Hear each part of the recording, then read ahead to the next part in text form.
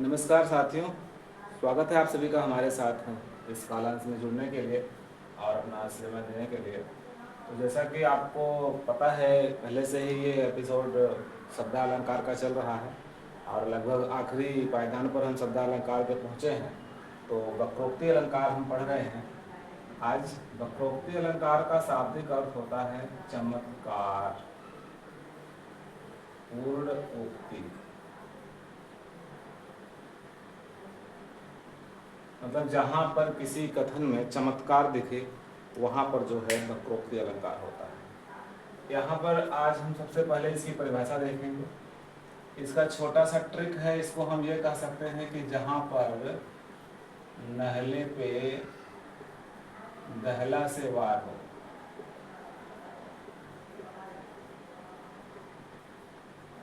ये समझने के लिए है कि जहाँ पर किसी व्यक्ति के वक्तव्य का उसका दूना प्रहार करके उसका जवाब दिया जाए, वहाँ पर नहले पे दहला ही होता है और वक्रोक्ति अलंकार होता है। तो सबसे पहले हम इसकी परिभाषा लिखेंगे। परिभाषा के आधार पर हम जो है उदाहरण की पुष्टि करते हुए इस अलंकार को समझेंगे। तो देखिए, काव्य में जहाँ पर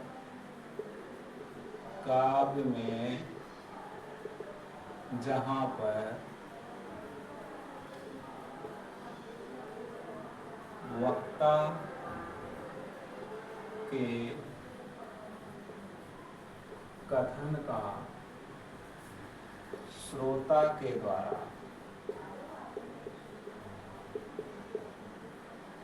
काव्य में जहाँ पर वक्ता के कथन का श्रोता के द्वारा जानबूझकर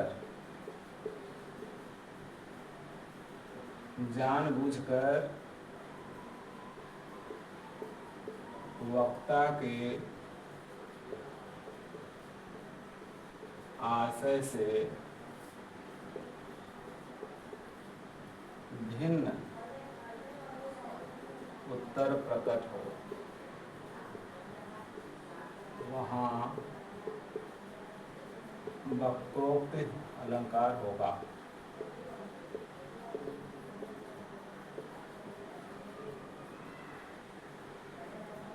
यानी यहाँ पर दिया गया है कि जहाँ पर दो लोग बातचीत कर रहे हैं, एक वक्ता बोलने वाला और दूसरा सुनने वाला, तो वक्ता को किसी प्रश्न का, किसी बात का जो उसके पूछने का आशय है उससे भिन्न उत्तर दिया जाए। जो वह जानना चाह रहा है वक्ता, उसको जो है उस उत्तर की प्राप्ति न हो बल्कि दूसरे उत्तर की प्राप्ति हो, दूसरा उत्तर दिया जाए, जैसे नहले पे दहला, तो वहाँ पर वक्रोक्ति अलंकार होता है। अच्छा, रही बात ये कि चमत्कार पूर्ण उत्तर होता है, उक्ति होता है, क्योंकि एक ही शब्द में दूसरा अर्थ छिपा होता है। बोलने वाले को एकदम गलत भी नहीं कहा जा सकता कि आपने गलत कहा, कहीं कहीं एक शब्द के दो अर्थ होते हैं। तो अब हम इसको जो है देखेंगे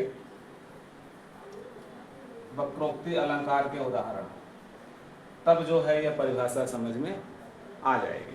जैसे मान लीजिए एक उदाहरण है, नूरजहां के समय का है कि एक कबूतर देखकर पूछा कहाँ अपर है। यहाँ पर अपर शब्द का अर्थ अभी हम आपको बताएंगे कि कोई व्यक्ति जो वक्ता है वह पूछ रहा है कि अगर तुम्हारे हाथ में एक कबूतर है तो अपर कहाँ है। तो दूसरी पंक्ति में वो क्या जवाब दे रहा है,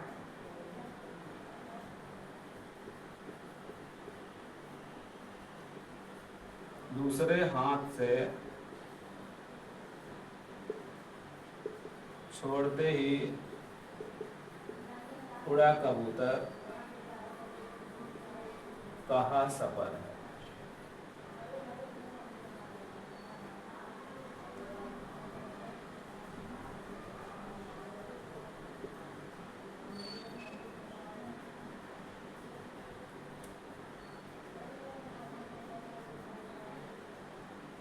देखिए, अब यहाँ पर अपर अपर का मतलब होता है दूसरा।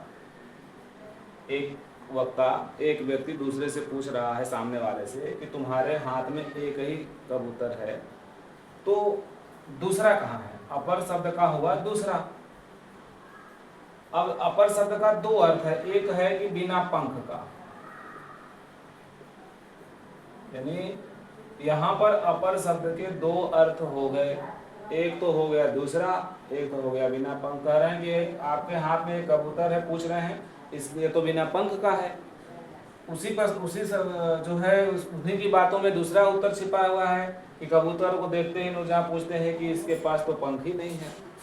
तब दूसरा व्यक्ति सामने वाला क्या बोला, दूसरे हाथ से छोड़ते ही उड़ा कबूतर कहाँ सपर। तो जैसे ही छोड़ देता है अपने हाथ से, ऐसे ही लेकर के कबूतर उड़ जाता है।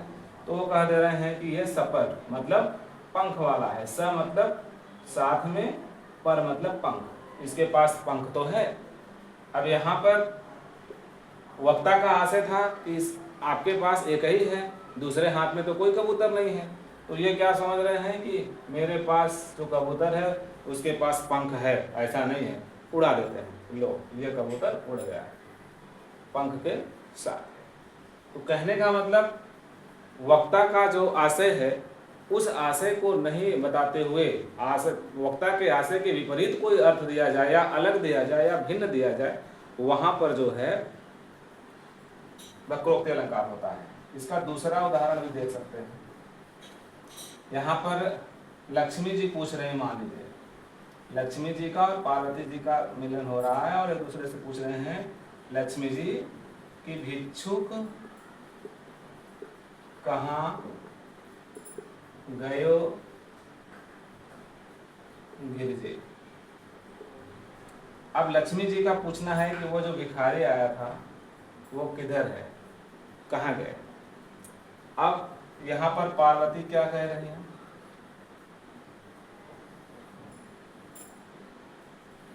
लक्ष्मी जी का पार्वती जी का यहाँ पर ये वक्ता हो गई और ये जो है श्रोता हो गई। पार्वती जी, वक्ता और श्रोता के बीच जो है बात हो रहा है। यहाँ पर मुझे यह देखना है कि वक्ता के कथन का जो आशय है उससे जो है श्रोता के जवाब भिन्न है। जो पूछना चाह रहा है वक्ता वह नहीं है। तो क्या कह रहे हैं, सो तो गयो, पार्वती जी का क्या है, सो तो गयो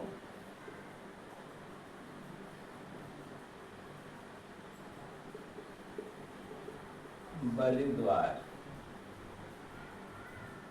सो तो मांगन गए बलिद्वार।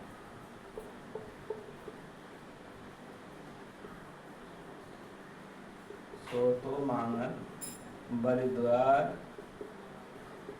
गए।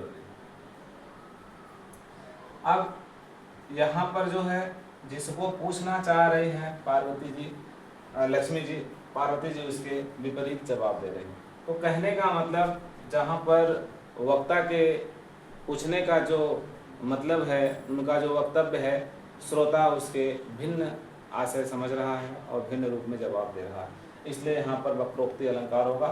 अब इसके आगे हम अभी वक्रोक्ति अलंकार के दो भेद होते हैं, इनके भेद को पढ़ेंगे और तब जो है यह वक्रोक्ति अलंकार पूर्ण रूप से समझ में आएगा, जिसको हम श्लेष वक्रोक्ति और काक वक्रोक्ति के रूप में जानते हैं। तो अभी हम अगले कालांश में आपको पुनः बता रहे हैं इसके भेद। तब तक के लिए धन्यवाद।